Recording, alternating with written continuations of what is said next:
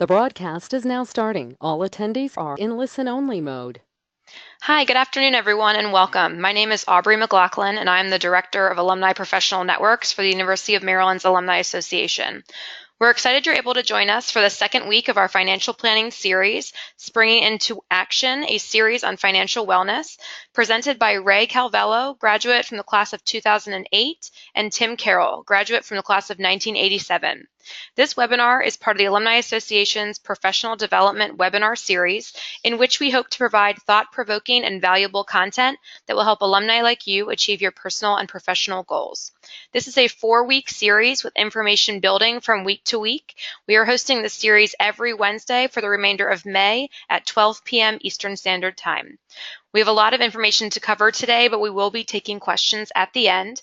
Feel free to submit any questions that you have using the question box located in the GoToWebinar control panel. Rey has been with Independence Planning Group since 2010 and has been in financial services altogether for about 10 years. Rey has built a niche with physicians, CRNAs, nurse practitioners, and physician's assistants. He enjoys establishing a process and sense of financial stability for their short-term retirement and legacy objectives. Rey also enjoys presenting to business owners and their employees through financial wellness workshops. Tim has also been with Independence Planning Group for 10 years. He is a registered representative with Park Avenue Securities and an agent of the Guardian Insurance Company. Tim works with individuals and families.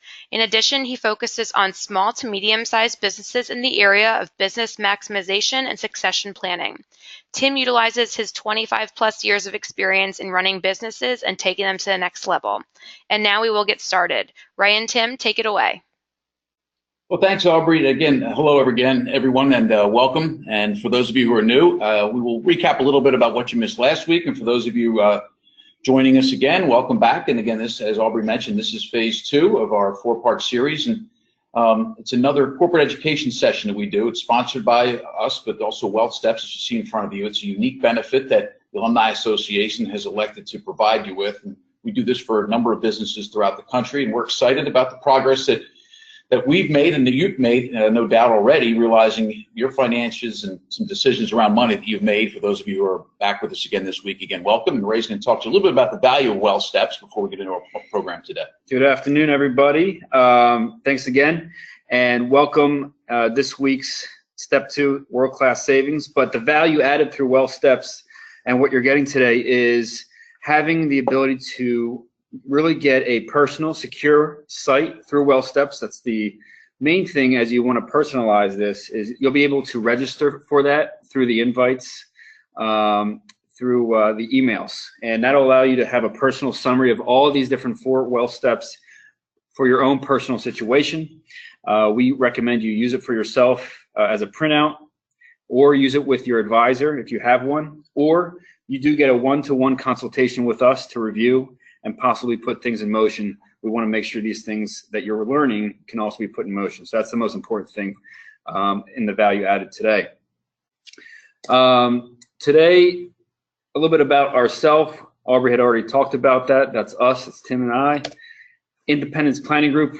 We've been around since 1987, mostly helping with executives and business owners, financial strategies to exceed and meet their goals.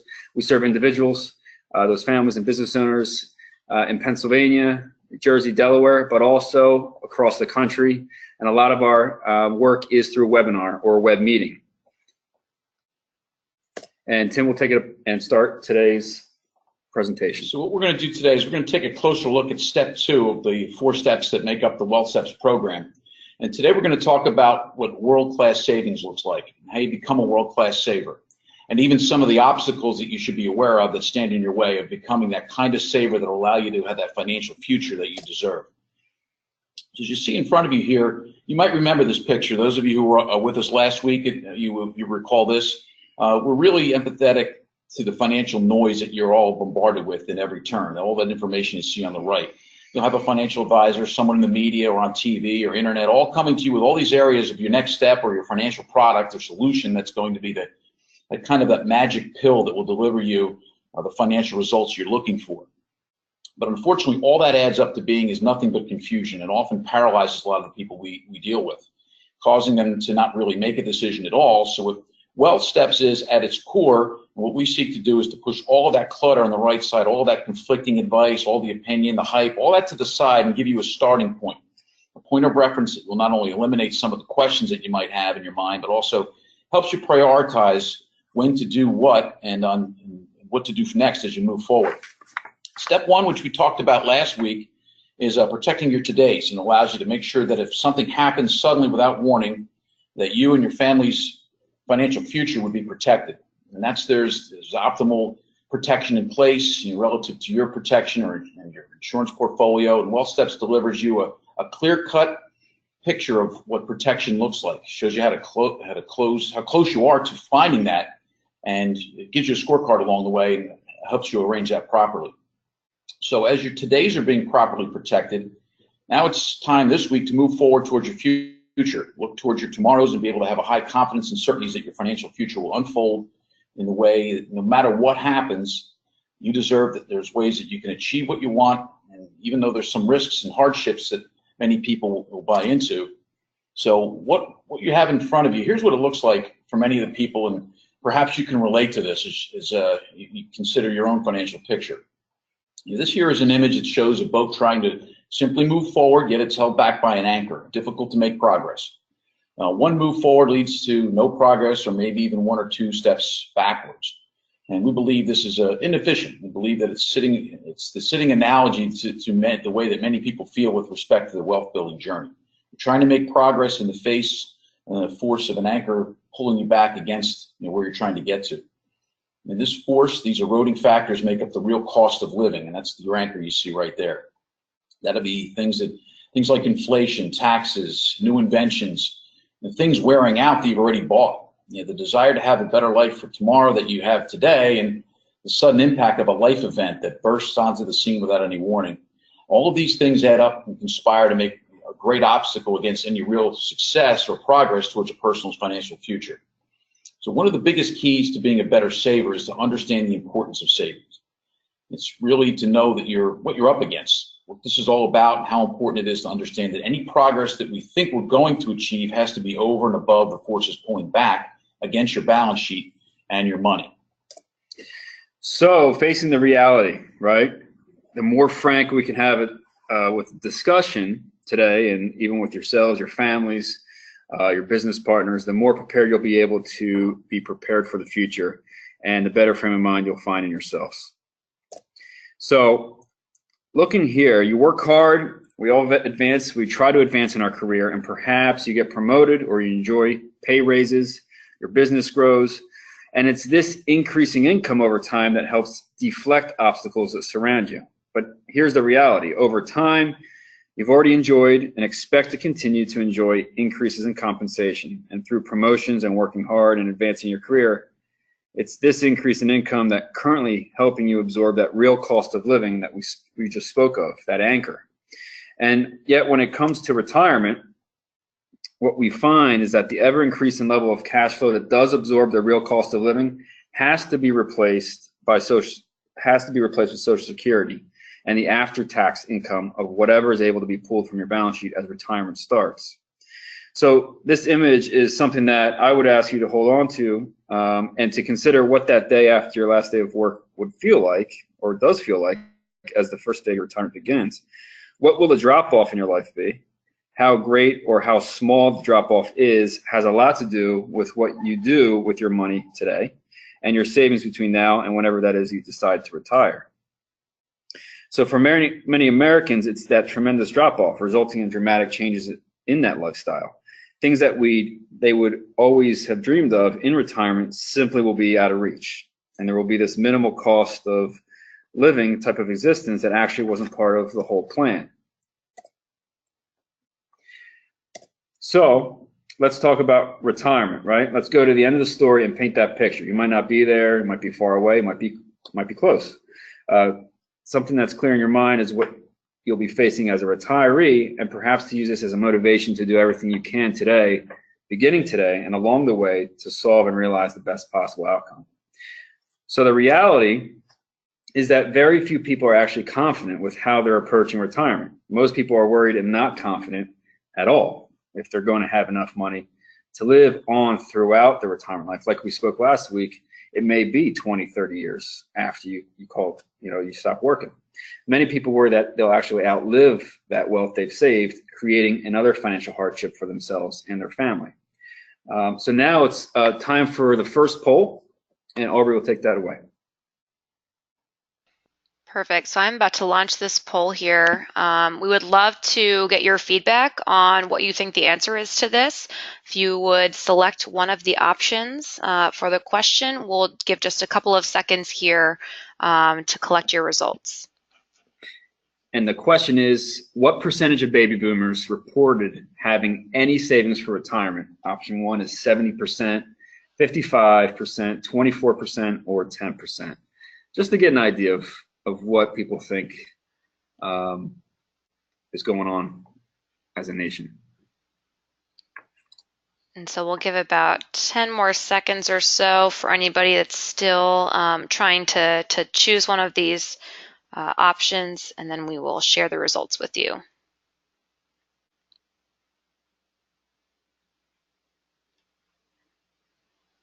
Okay. Excellent. So it looks like 60, is that complete? I think it says majority of people said 24%. And here's the answer. And you guys can read this as only 55% actually is the answer of boomers have reported have savings for retirement. So a little bit more positive than I think most people had just voted, so it's okay. But nearly half of those boomers actually with savings, 42% have saved less than $100,000, an amount that would generate less than $7,000 a year in retirement income. So that's important to understand, is that we'll go over why it's so important to save and the savings habits. And many people state that they've actually set aside that less than that 100 in those retirement nest eggs. So that 7,000 a year is just too small. It's just a small amount to compensate with or add on to Social Security. And we want to make sure people understand today how to save more. So we're going to get into now a little bit of is a term you may not have heard much about or think much about, but it's called the retirement cost of living. And this may be hitting close to home as you think about it. It's not just the cash flow that your balance sheet will kick off when added to Social Security, even added together. Many people experience this big drop, as we mentioned earlier, but the cost of living that when you are faced with, you are feeling today, which you're going to feel today, that cost of living doesn't disappear just because you've reached retirement. So those same forces make up the cost of living along the way, and they continue to present themselves as a roadblock or an obstacle while you retire. Taxes still have to be considered, groceries, gasoline, stamps, other living expenses are impacted by inflation. As a retiree, you're going to want to have new and improved technology surrounding you and all included in your life when you're retired. Things that you purchased in the past will have to be replaced because they've worn out. Healthcare is obviously a concern. When you put your nest egg, where you put your nest egg, so that it will always be there, kicking off that return and that cash flow, while at the same time not putting that nest egg at risk, where you can lose 10, 20, 30% in any given year. And what happens if something completely unforeseen were to occur along the way? Something we like to say is, consider what you do now on a Saturday. Once you retire, every day's a Saturday. So those forces, whatever you do to spend money and enjoy and have your what you'd like to do for fun and hobbies, things like that, you'll be doing that 7 days a week potentially. And all of these issues are real. The point here for you to really consider is that these are twofold. There's a two-pronged in nature. They put pressure on your ability to build wealth prior to retirement, and they continue to erode the spending power and the cash flow lifestyle that make up your life when you're retired. So let's begin with that as a backdrop, and with the importance and gravity of the moment clearly on the table for us today. Let's look at either side of the fence, and we're going to do a couple of case studies to try to determine which is more powerful path for you to be on. So we're going to take an asset allocation risk-based approach on one side, hoping that the market delivers to you the solution and the destination you're in search of, or is it just rather the amount that you save every year, where you could actually use a low rate of return with a much higher output? It's like that fence running down a field. You'll have asset allocation on one side of that fence, annual savings level on the other.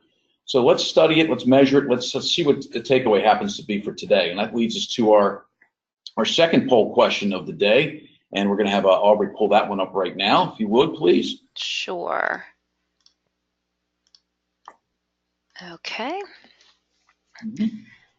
And again, same thing as last time. If you think you know the right answer, feel free to select one of these options here. We'll leave this up for about a minute here just to collect responses, and then we'll share the results. Yeah, what we're going to do here, and this poll question here says, which has a bigger positive impact on your financial plan? And it's really just the two options, having a savings that we show here for this example anyway, which having a savings rate of 5% with a 10% rate of return, or a 20% savings rate with a 5% rate of return on investment. Now, we'll have the answer here, your thoughts at least in a second, but what we're going to do is, once we get there, we'll show you a little bit of examples and case studies, two case studies that kind of point in either direction here. Okay, and we will go ahead and we will close this, and these are the results. Okay, so what we're going to do is we're going to show you both cases. So we're going to kind of let you see the results themselves as we move forward. We'll let you see ultimately which the differences are between the two case studies. Now, the first one, which I'm going to focus on, Ray will get to number two. First one is we're going to focus on rate of return. So we're going to look at these parameters, and as you continue to, as you see in front of you here, this is the same $120,000 household income that we use on our overview of wealth steps. For those of you who were on the call last week, similar scenario, similar case study, family household income that we use. That income for the household, as you see here, increases 4% annually, and we're taking 95% of what's been brought on the balance sheet and expensed off the balance sheet in the form of taxes, debt payments, trips to the mall, mortgage payments, insurance premiums, and everything that makes up the cost of living. Whereby in this example, only 5% annually is saved. And yet whatever is saved is enjoying a 16% mutual fund increase every year for 25 years, creating an after-tax rate of return of 10%. Okay, so now some of you out there may be saying, okay, if you're like me, you're probably wondering what mutual fund is spinning off an after-tax rate of 10% every year for 10 years. Well, anyway, so what we're going to do is basically say that not likely is out there. They may be out there, but there aren't many of them out there that's been doing that kind of return. So, but again, what we're showing here is that, yeah, that may not exist in your lifetime, but we're using that to prove a point by way of an example of exaggeration here, showing the after-tax 10% rate of return. So if all this played out, and this family saved 5% of what they made each year, even though their income was increasing and the amount they saved was increasing, they were still spending 95% of what they made and 5% being saved. That would produce over 25 years, even at the 10% increase we talked about, $898,000 roughly. That's in wealth. And you may be shocked by that, thinking, hey, well, it should be a lot larger amount as the exponential curve of compounding does its job. And yet it's an accurate calculated outcome. Now, by comparison, we're going to look at that same household, and Ray's going to take a look at case study number two, comparatively speaking. So world-class savings case study 2, which really just focuses on savings, the level of savings, as opposed to the rate of return of the savings you put in that one is chasing after. It's the same household with the same 4% pay increases, but this time they've learned or built their life so that they're able to save 20%, lowering the expenses of their life down to 80%. And we have clients that are working with us to do that every day, or make that decision to change. So this is the graph showing 20%. It might not be flipping of a switch, right? When we're working with people where they can just do it in one day. But over time, with discipline and the right type of coaching, the clients that we're working with who have learned to live on this 80 to 85% of what they make and save the rest for tomorrow's really show that they get to where they want to be. So here we've shown that we're dropping the rate of return from something unrealistic and unachievable to something that's quite achievable. A lower risk, 5% rate of return, as opposed to a hypothetical 10% return, okay? And even though the market results produce only a 5% compounded rate of return, without even seeing what the number is, just graphically, right? You're just seeing the green is much larger than the previous slide. The output's going to be quite a bit more than what the result in case study 1. In fact, it is significantly more, okay, more than 100% more than the hypothetical mutual fund path that would be virtually impossible to achieve. So like traditional financial planning allows this over and over again, people to plug whatever number they want into their formula, commercials or whatnot, and it actually works against people's ability to save. People that have actually been taught not to save. So if you think you can get to your financial goal or target via a rate of return, then it basically requires that you save less. And an entire generation has fallen prey to this stuff, to that path, and the results have been quite disappointing. That's why we see a lot of Americans not getting to where they need to be. So summarizing this, let's take a look at this side by side. So case study summary, you'll be able to see that the low savings rate attached to a higher after-tax rate of return expectation there produces about 50% of what a world-class saver would produce, okay? And that world-class savings rate allows you to have more control. And really to say, you know, not much risk at all. So now there's a third element here that you would be aware of, because what most people do is they save as if they're going to get that 10%. But actually, they only get 5% less in reality. So let's see what that looks like. All right, so this is actually showing what actually mostly usually happens and what's most common. And this is closer to what the American consumer is experiencing. Okay, that 453,000. A financial planning methodology that teaches us that they don't have to save because, hey, there's a rate of return waiting for them out there somewhere, and yet the realized rate of return is significantly less than what they thought they were going to get, or maybe even what they were promised. And so the spread between a client using wealth steps and a consumer doing it on their own, or listening to the traditional advisors or financial advice on in the media, is not 2 times better. It's really approaching 4 times to 5 times different if you see those numbers there. So it's definitely staggering, it's different, and definitely important to understand what you see here. So if you take off 5% off of the nest egg on the left there, the case study 1, that 5% will pull off about $45,000 a year if you had that 900 grand in your nest egg. And if you had case study 2, if that was your situation, all right, you'd be able to pull off $90,000 with the 5% rate of return, taking off 5% off that nest egg. Now, 5% is a little high compared to what most people are talking about, but this is just for reference for today.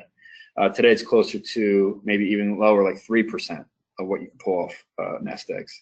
And then case study 3, the reality, the common person is really taking off about $23,000 a year off that nest egg or less. And that's most common, and it's really putting people in a tight crunch to retire. So really the simple question is, what cash flow do you want, right? And it's not really hard to understand which one you would want. It just takes some work and advising and coaching to get there. It's case study 2, and that's achieved only through healthy long-term savings habits. So let's take a look here at wealth building inside the context of an overall financial balance. Here are the roadblocks that we spoke of earlier. Rates of return that don't pan out, being disorganized financially, pursuing a state of need or goals that's really wrong the first day you come up with it, maybe buying the wrong kind of life insurance, saving an inappropriate level, and then just deciding that you're going to self-insure and not worry about protecting yourself properly. A lot of these items we spoke about last week. These are always in play when you see people's financial situation. What we want to do is go above that and take a look at some of the specific additional blockbuster types of issues that really get people off track with their wealth building results. And that would be things like having a house payment that's too big, that takes up too much space in their overall financial picture. Every few years rolling out of an old car that still works fine in lieu of a new car. Mismanaging short-term debt like student loans, credit card bills, car loan payments themselves. And then having all of a person's nest egg in their one basket, that being a 401k basket, taking a 401k only approach. Or maybe just believing they can work in a career full-time, raise their family, have their own personal life as it should be, but also have enough spare time to be professional advisors for themselves. So those big roadblocks, those 5 are the kind of things that really can cost households millions of dollars over the working year. So we're going to look at all 5 of them in more detail right now. We're going to start out by taking a look at mortgages. And this is the first thing we're going to look at. It's the whole mortgage choice issue. And you hear about it constantly, and we hear about it all the time. Should I do a 30? Should I do a 15? All financial gurus out there, they recommend a certain type of mortgage in lieu of another type. But let's take a look at the mortgage choices just for a second, because it's important that the decisions you make around your home ownership are in context of your overall financial priorities and journeys, not someone else's. So first of all, the rule. While a mortgage company would loan you up to 30 to 35% of your income, a mortgage that would allow you to use 30 to 35% of your income to pay that full mortgage. But our rule is much less. Let's say 15% of your annual gross income should be reserved for your home mortgage payment. And there's a reason for that, and it's a very simple reason. Think of it this way.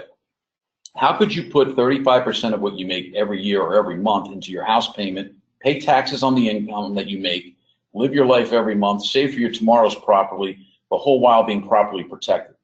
So the mortgage companies, see, they don't necessarily care if you ever retire, or if you ever send your kids to college, or even if you ever plan an attack to defend against a life event. Hence the rule.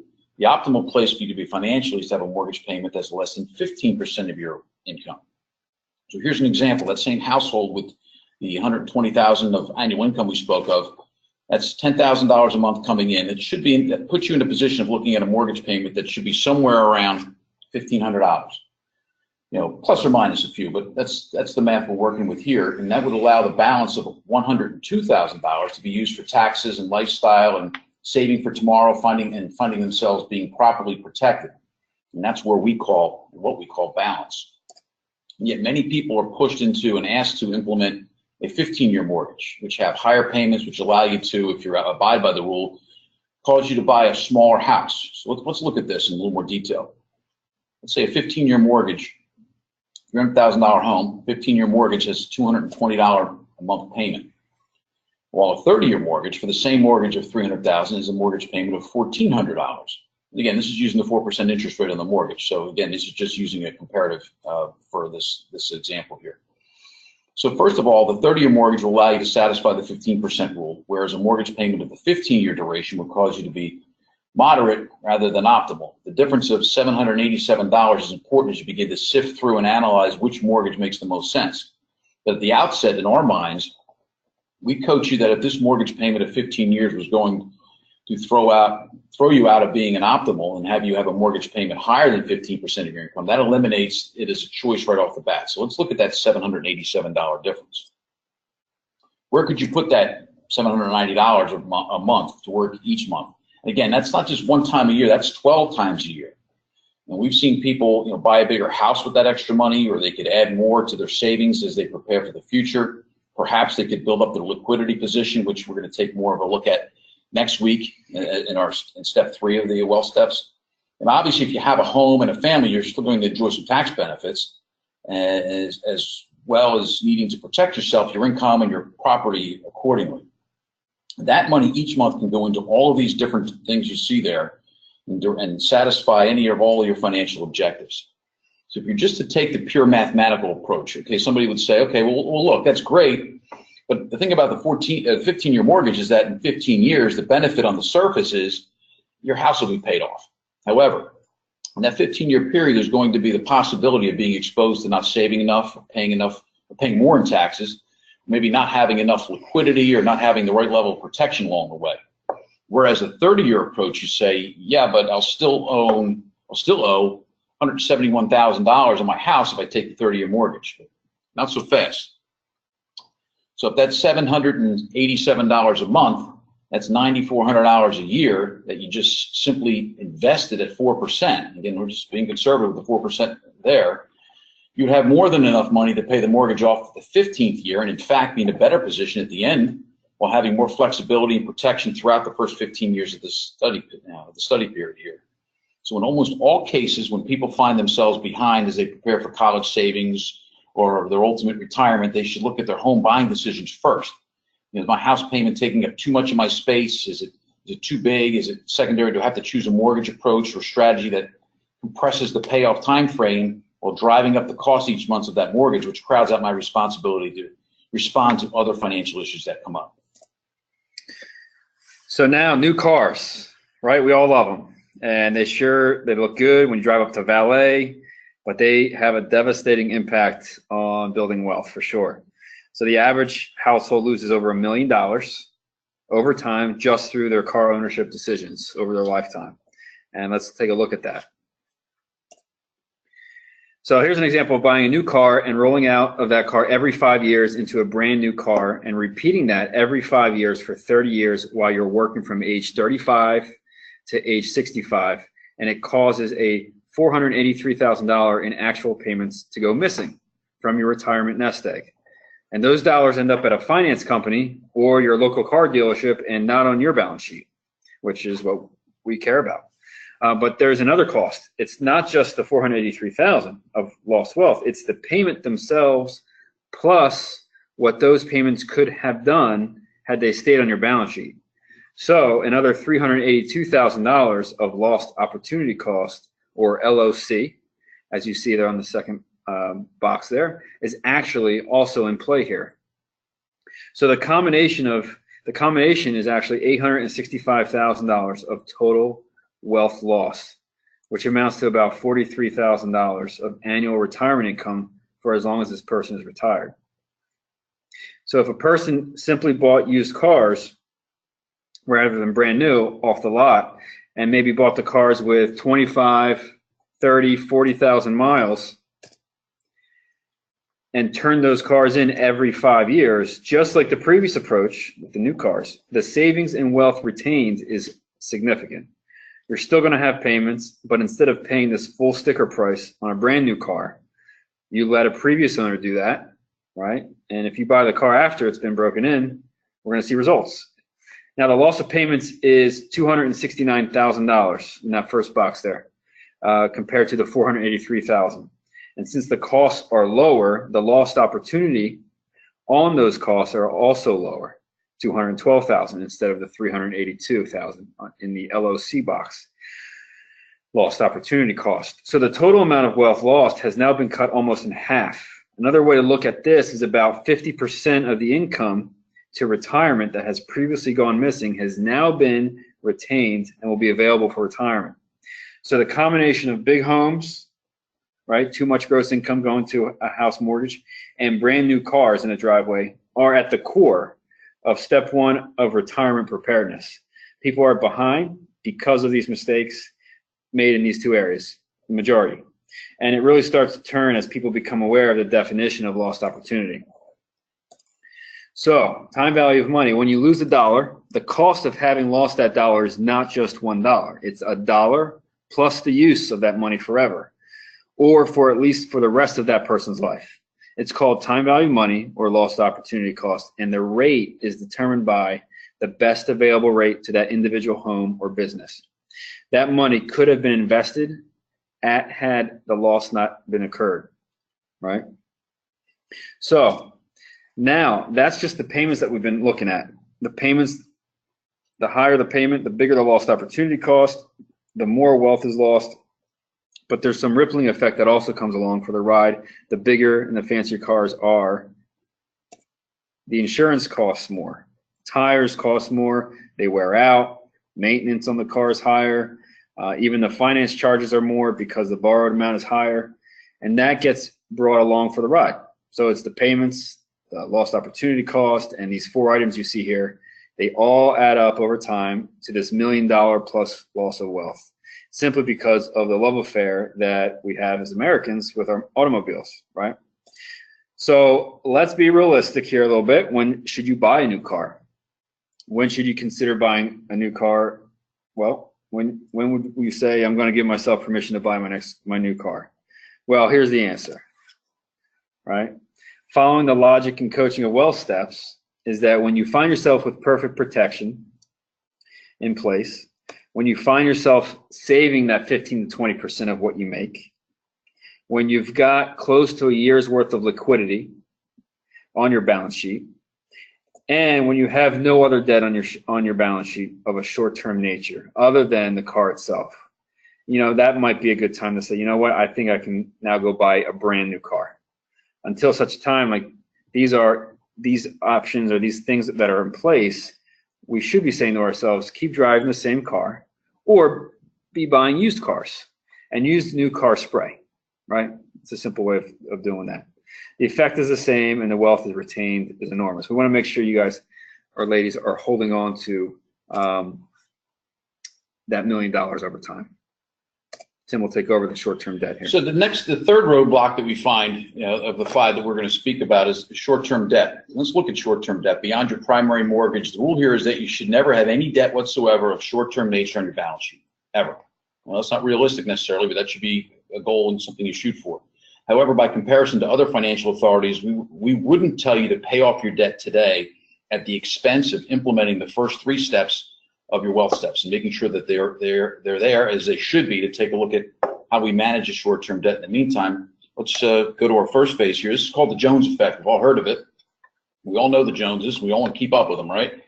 Everyone in the neighborhood's doing it. The people that I work with, friends, family, what I'm exposed to by marketing from TV, the internet, magazines, everything that's out there. It's just too hard to go to the mall and say no. And there's all the alluring temptations around buying things that are on sale, financing them with a lot of hype, and the things keep getting better and better and better. So I want to stay with my newest, best, and improved gadget. And as you know, we just work as hard as anybody. So hey, I deserve it. I should have this gadget, right? All of these things or more, they float around in our minds. We rationalize spending. It's a tremendous negative impact on the finances today and often in the future. People spend and then they overspend, and when they run out of money, they borrow. And the definition of short-term debt is, according to Wealth Steps, is that you can't afford it, but you went ahead and bought it anyway. And we learned as youngsters that if when you were young, you wanted to buy that bike, and you wanted the toy or whatever you wanted to buy, you were told, mom and dad said, save your money. When you saved up enough, then you go buy it. And just think, where would we all be today if that's how we behaved as we got older? It's an interesting way to look at it. It'd be an entirely different place, most likely. Let's look at it this way. You can see the futility here. How can it be that you're trying to grow wealth at an 8% rate, let's just say, perhaps inside your 401k plan, while at the same time you've got a similar amount of money moving the opposite direction at 18% non-deductible. So if you had $50,000 in an account moving forward at 8% taxable and another $50,000 of short-term debt moving backwards at 18% non-deductible, you're making no progress. And it's one step forward and maybe 2 or 3 steps back. And that's the frustration with any kind of noticeable progress. In fact, there's really no progress whatsoever in this scenario. So debt, high-cost consumer debt acts as one of those anchors on your financial boat. You have your sales up, you're supposed to be moving forward at 8% or 8 knots, and then you've been staring at that house on the left side of your boat for hours, and you're doing that because there's an anchor at the water that keeps you from making any progress at all. That anchor is debt. So once you pull that anchor up out of the water, you can allow the wind to do its job, and you can move forward financially as long as you're in the present and the wealth process can move forward. So here's what it looks like to many people as we meet them, and you may be able to relate to this as well. This bucket here represents all the debt a person has, and no one can drop. There's no more drops that this bucket can hold without it spilling over the side. People find themselves up to their eyeballs in debt, and it's affecting relationships, marriages, all kinds of things we run into. And it's not a great way to go through life. What we're able to do with people at the same time is take that same amount of debt, and we're going to try to find the biggest tub possible that's out there. And basically pour it in as big a bucket as we can make it, perhaps even a big garden bathtub or jacuzzi, whatever represents a picture in your mind. It says, all right, I'm not going to increase my debt, but I'm going to give myself some space. It's the same debt, but instead of pouring over the edges without one more drop able to get in, now the bigger bucket allows you to have longer payback terms, perhaps, or lower finance terms or charges, and some flexibility about when you pay or don't pay, and that creates some space in your life that makes relationships and you feel more able to improve your money situation. The space that's created is what we refer to as potential or having gained opportunity, opposed to a lost opportunity. Turning this straitjacket that doesn't feel good in the position it's in, and you can begin to win. You can get some flexibility. Let's take a look at this as a case study example here. So we call it gained opportunity. It's simply stepping back, doing whatever you can to reduce your monthly cash flow commitment towards your debt. You can focus on important areas of life. Those being the first 3 steps of wealth steps: cash flow that can be made available so you can help bolster your protection, turn you into a world-class saver, and allow you to appropriate the proper levels of liquidity for any life events that come up. And we're going to get into a little more of that in detail next week. So here's a specific example. The combination of mortgage and short-term debt payments in this example was pushing $70,000 a year for this household. Might seem high, and it is, but it's not unusual when we arrive on the scene with clients. Now, the question is if that money is going to a mortgage company or a lender for financing for cars or other types of debt. Zero of it, none of it, is remaining on the person's balance sheet. So if we could hypothetically pick one of the other alternatives you see there, plans 1, 2, 3, or 4, there's a potential for cash flow savings that could be redeployed where money could stay and grow in this person's balance sheet.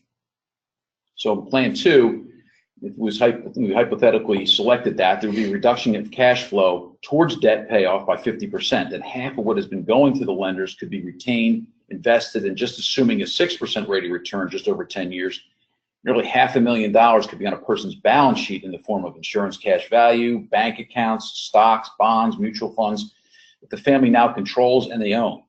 And that would mean everything to them as their ultimate retirement and defense against what might happen as a surprise to death. So looking at 401k, all right, it wouldn't be appropriate for us to talk about world-class savings if we didn't also really highlight the fact that 401k plans and your participation in them are powerful, but they're not the only thing you need to be doing. If you're lucky to have a 401k offered by your employer, then you should be thankful for that. And if they have a match, even better. And the reality of life event possibilities, though, and the importance of protection and liquidity, that you're doing something other than just your qualified plan, also known as a 401k at your job. So here's what it looks like to us when we arrive again on the scene. To many people, many times 90% of a person's wealth building activities are focused in this one area. And what it should be is that it's surrounded by all of the other things that are available to all consumers. Having some money in the bank, having some whole life insurance, investing where you own stocks, bonds, mutual funds personally, having real estate either in your home or a second home. There should be a balanced, comprehensive portfolio for wealth building, right? It's proven that 401k only planning produces something other than financial independence. The more you make, the more you're discriminated against. Your choices inside a plan are limited, and it should be in your mind shaping up like this. So I should just have you compare how you see yourself at investing and how you're measuring your balance compared to the model that we're presenting on this slide. So the rule here, just like we had a rule for when to pay off debt and how big your house payment should be, is 50-50, that you should have as much or an equal amount of wealth outside your qualified plan, your 401ks, 403bs, as you have stored inside your plan. So if you have $250,000 in your 401k someday, great job saving. You should have an equal amount or even more maybe outside of that plan, and there's reasons for this. And here are the benefits of a 401k program at work, and they're important to know. It's systematic, right? It comes out of your paycheck without you having to make a decision. That's always a great feature to have, part of your overall wealth building plan. You may or may not be getting a company match, and the money in the plan grows without tax. It will only be taxed when it comes out to you at retirement.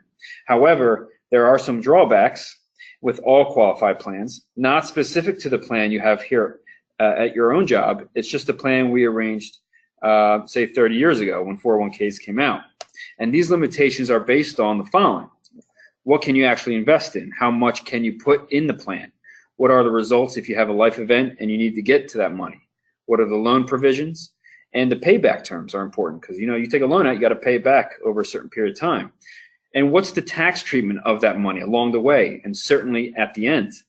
And are there penalties if you don't take the money out soon enough or if you take it out too soon?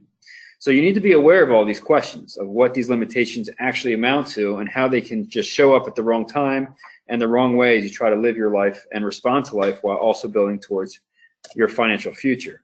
So all of these tend to even out when you just focus on balance and you try not to have all of your eggs in one basket, but you try to think in terms of savings with an eye to all of these 4 areas. Can I respond to life events? Do I have enough liquidity? My debts are coming under control, but am I saving enough? And am I properly protected in the meantime for those life events? This whole interdependent nature of the 4 financial domains represented in the 4 steps of wealth steps, which are protection, savings, asset building, and liability management. So if you just think in terms of balance, balance being the key takeaway in all of these workshops this week, next week, the week after that you're having with us, that you'll immediately give you perspective that allows you to make a more prudent financial choice. And here it says 21% of all 401k participants who were eligible for loans had outstanding loans against their 401ks. And that was from the Research Institute in 2014. And the last roadblock we're going to talk about today is self-guidance. Let's look at self-guidance. We said here earlier, it's hard enough to just have your career and whatever you do out there, but be successful in expanding that job, that business, that company you may have without having to do this full time. you're trying to figure out your money in the right place, having it at the right time, where it's supposed to be, whether you're properly protected along the way. It's virtually impossible. It's all that noise we spoke about earlier. There might be some robot out there that can do that for you, but robots don't know what's in your heart. They don't know what's in your mind, specifically what's important to you. So the choice really shouldn't only be doing it yourself or relying on a robot. For example, the internet, that's a source of information. You're sitting around at a dinner table or a dinner party and someone has a question. We've all been there, right? What's the name of this person, or what year was that movie, or whatever it might be. And you just instinctively pick up your smartphone and you pull up the internet and try to get the answer.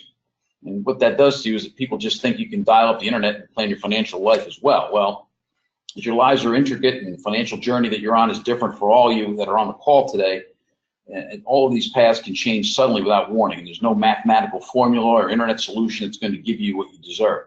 So just like you wouldn't do a lot of other things in your life, you rely on some of the things you see there. You rely on experts, professionals, people you can do what they do every day. So that can be part of your team. You can reach out to them and help shepherd you to an appropriate financial outcome. And that's where we come into play with the WellSteps program. Where the features embedded in your WellSteps website experience really come into play. One click of a button alerts us that you'd like some individual time, the benefit of our personal experience, allowing us to look inside your financial world, to see what you see and what you're doing well, guide you towards an improved result. It's what we do this every day, and we're proud of what we do, and we enjoy what we do, and what we like to accomplish is to help people on their way. And just wanted to let you know it's not just doing it on your own, relying on bad advice, trying to get an answer on the internet. We're here to help you. And again, this is your call. We don't solicit. Any point in time where you can go on your WellSteps site, where I'll talk about that in more detail, and you alert us to what you have going on. So just to summarize, we appreciate your time and your attention today. And this is where we are. Here's what failure looks like as you go through this plan, possibly on your own. You get paid, you find yourself overspending and undisciplined on your budget. Even the money's gone, you keep spending, and then you borrow off credit cards, some home equity lines, you overpay your taxes, pay more to the government than you really want to. This impact makes you poor saver. Maybe you don't even save at all, so all your money's gone. Now you're completely vulnerable every day against what could happen, against death, disability, hospital stay, lawsuit, or some calamity that Mother Nature may bring to you. But there is another way to approach it. You take the same amount of income, and you either talk to somebody like us, and take it upon yourself to operate on a disciplined spending basis, make sure your todays are perfectly protected, minimize and obsess over avoidance of taxes, move through time with no short-term debt whatsoever, and make your house payment, make sure it isn't bigger than it's supposed to be. And what this allows you to do is have success by saving at the right rate. 80 to 85% of what you make is what you're living on. You're saving 15 to 20% of what you make, and just like clockwork, the difference becomes significant, and it really can lead to success as to where you're at. So, I'll let Rey kind of close this out and round this up before we get to a few questions here momentarily. Yeah, so definitely everybody can do this. I just need some help, and thank you. We're going to go into Q&A in a little bit, but just a reminder, this is the summary page of what this looks like. So everybody on the call, or whoever is registered and is listening to this after today, the WellSteps registration, when you go through it, okay, it's private to yourself. We cannot see it unless you want us to have a consultation with you. But this is what you would print out.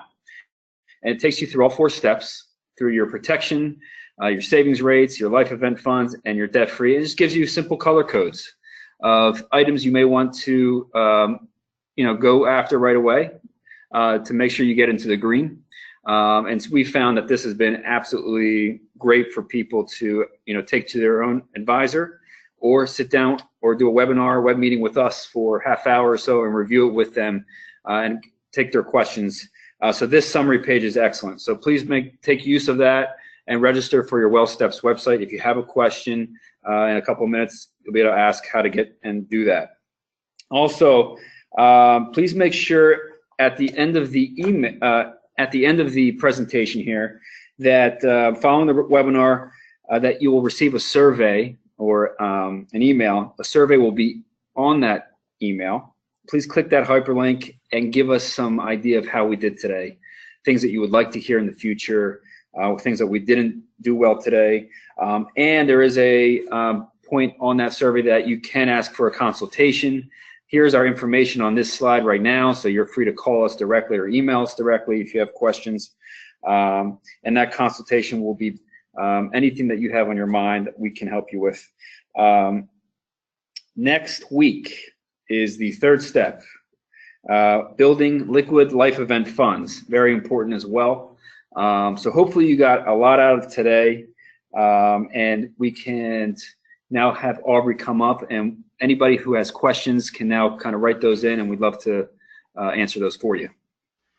Great. Thank you so much, Ray and Tim. Like they said, we'll take some time for questions now. As a reminder, if you do have a question, please be sure to type your questions into the question box, which is located in your GoToWebinar control panel. So we do have a question. This is regarding mortgages. What are your thoughts on long-term ARM options? If you plan on being in a home for shorter than when the rate jumps, is that fiscally advisable? Well, it depends. Not to sound like an attorney here on this, but it definitely depends. It can be if you're there for a shorter period of time and you know you're going to be there for a shorter period of time, it may not be a bad plan. The thing you got to consider in those cases are, could life change? What could happen along the way that would require you to be in that house for a longer period of time, where then it starts to work against you? And that's really, it's more of like a longevity risk kind of thing. I mean, we're not opposed to that. Every situation is different. So again, like we said, in this case, it's everybody's situation is unique, and in those cases, it's not something we would necessarily say is a bad thing, but largely would depend on your specific situation where you are in life. Right, and people are traveling. Say your job, has to have you travel and relocate every couple years. Then that might be a good idea, Mm-hmm. right? You can get a lower interest rate, and there's no long-term plan in staying in that city. So it depends on your overall cash flow and situation with family or where you are today. So it definitely fits a certain need in certain situations, yes. Okay. Thank you. Great. And we'll just take a minute here or two for any additional questions to come up. Like I said last week, I know this is financial topics are always one that you need to go back and process. So if there are questions that arise after taking some time away from this webinar, please feel free to reach out to Tim and Ray with your questions. Their email addresses are on the slide that is in front of you. And so they'll be more than happy to answer those following the webinar. We do have a question that has come in. If I have 7 years left on a 15-year mortgage and experiencing cash flow issues, such as big repairs, etc., is this worth changing to a 30-year? In that case, it might be. There's a couple things you can consider. You can consider changing it to a 30-year, or perhaps even if you have any equity, perhaps looking at a home equity line, and that's a possibility as an option for you. Again, there's two different ways to look at that. Same kind of scenario, though. It really kind of depends on how long you plan on being in the house and your specific situation. But there may be another alternative, like I said, to the home equity line of credit, perhaps. And we can have that discussion with you if you have questions offline to see exactly what your situation is. But it is obviously a possibility, yes. Okay, perfect. Thank you. Looks like we have covered all of our questions today. Ray and Tim, is there anything else you want to cover before we wrap up here, coming in on 1 o'clock?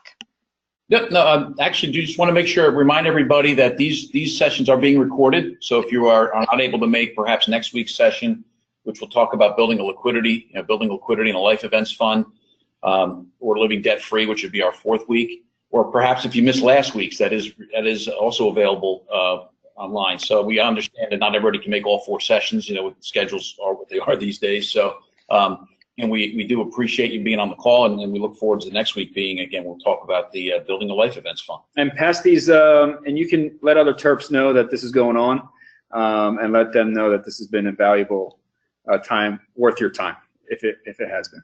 Yes, perfect. So a follow-up email will be sent later this evening with the recording, with the handouts that are located on your GoToWebinar control panel. Those are some take-home things for you as well, and the survey and the Wealth Steps link to building an account if you so choose. So stay tuned for that.